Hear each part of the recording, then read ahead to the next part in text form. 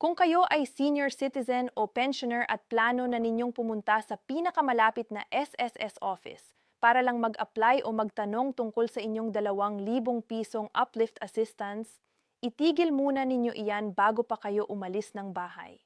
Baka masayang lang ang inyong oras, pamasahe at pagod dahil hindi po dito kayo dapat pumunta para sa benepisyong ito.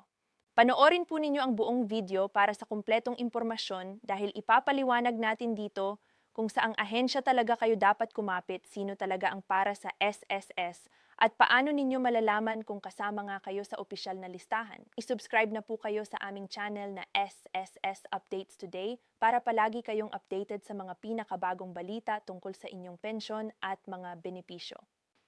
At bago tayo magsimula, comment na po kayo sa baba at sabihin kung saang city o probinsya kayo nanood ngayon. Ito ay nagbibigay sa akin ng malaking motibasyon na patuloy na gumawa ng mga video para sa inyo. Simulan natin sa pinakamahalagang bagay na dapat tandaan ng lahat. Ang uplift assistance na ito ay hindi kailangang i-apply. Walang form na susulatan, walang linyahan sa opisina, at walang kailangang bayaran kahit kanino para lang makasama sa listahan. Ang gobyerno na mismo ang gumawa ng listahan base sa umiiral na datos. Kaya kung nandyan ang pangalan ninyo, automatiko na kayong makakatanggap. Ngayon, dito na tayo sa pinaka-importanting punto para sa ating mga senior citizen at pensioner. Kung kayo ay senior citizen o kasalukuyang tumatanggap ng pensyon, huwag na ninyong isipang pumunta pa sa SSS branch para sa 2,000 piso na ito. Ang dahilan, ang Group 3 na siyang direktang kinukuha mula sa SSS ay eksklusibo lamang para sa mga employed member. Kung hindi na kayo kasalukuyang nagtatrabaho bilang empleyado, wala kayong mahahanap na sagot doon. Sa halip, ang tamang kategorya para sa inyo ay ang Group 2, and ang Group 2 na ito ay nasa ilalim ng DSWD at ng Philippine Statistics Authority, hindi ng SSS. Kung kasama kayo sa datos ng 2024 na Community-Based Monitoring System o CBMS, na siyang nagtutukoy sa mga pamilyang mahirap o near poor na nasa loob ng 25% pataas ng poverty threshold, kwalipikado kayo rito kahit tumatanggap na kayo ng pensyon. Ngunit tandaan, dahil ito ay nasa ilalim ng DSWD, hindi ito ilalabas sa inyong SSS Disbursement Account o DAM. Manual payout ang gagamitin para dito, hiwalay sa proseso ng SSS.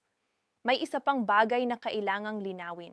Ang katotohanang tumatanggap kayo ng pensyon ay hindi automatikong nangangahulugan na wala na kayo sa listahan ng mahihirap.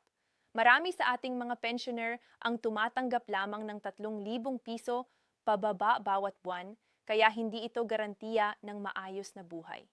Kaya kung kayo ay may pensyon pero mahirap pa rin ang inyong kalagayan, may posibilidad pa rin kasama kayo sa CBMS list. Paano ba talaga tinutukoy kung nasa listahan kayo ng CBMS? Mahalagang maunawaan ang inyong sariling palagay na kayo ay mahirap ay hindi sapat na batayan.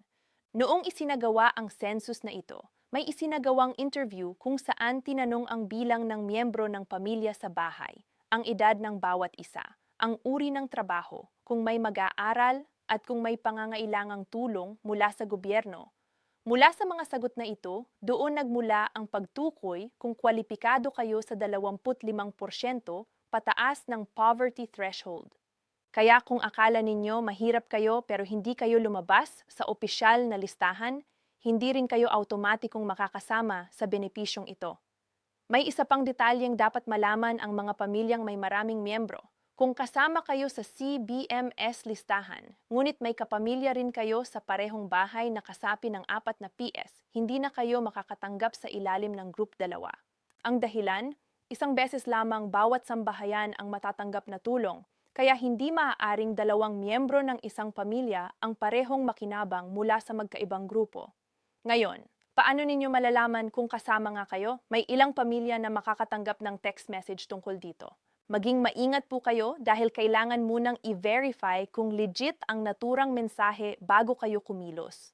Ang pinakamainam na gawin, subaybayan ninyo ang mga opisyal na anunsyo ng inyong barangay o LGU dahil sa kanila direktang ipinapasa ng PSA ang listahan at sila rin ang nag-aanunsyo ng schedule ng manual payout.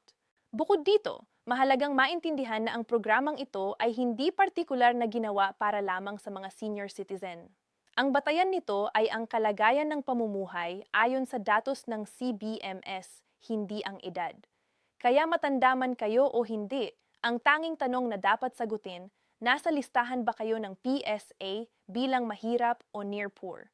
Bilang buod, kung kayo ay senior citizen or pensioner, huwag na po kayong pumunta sa SSS office para sa uplift assistance na ito dahil ang Group 3 ay para lamang sa mga kasalukuyang employed. Ang inyong wastong kategorya ay ang Group 2 sa ilalim ng DSWD at ng datos ng PSA mula sa CBMS 2024 at manual payout ang paraan ng pagbibigay hindi sa pamamagitan ng inyong SSS account. Bantayan po ninyo ang opisyal na Facebook page ng inyong barangay o LGU para sa tamang impormasyon at huwag basta-basta paniwalaan ang mga text message na hindi pa ninyo na-verify. I-subscribe na sa aming channel na SSS Updates Today para palagi kayong updated at para mas mabilis na makuha ang aming susunod na video na puno ng mahahalagang impormasyon para sa inyo.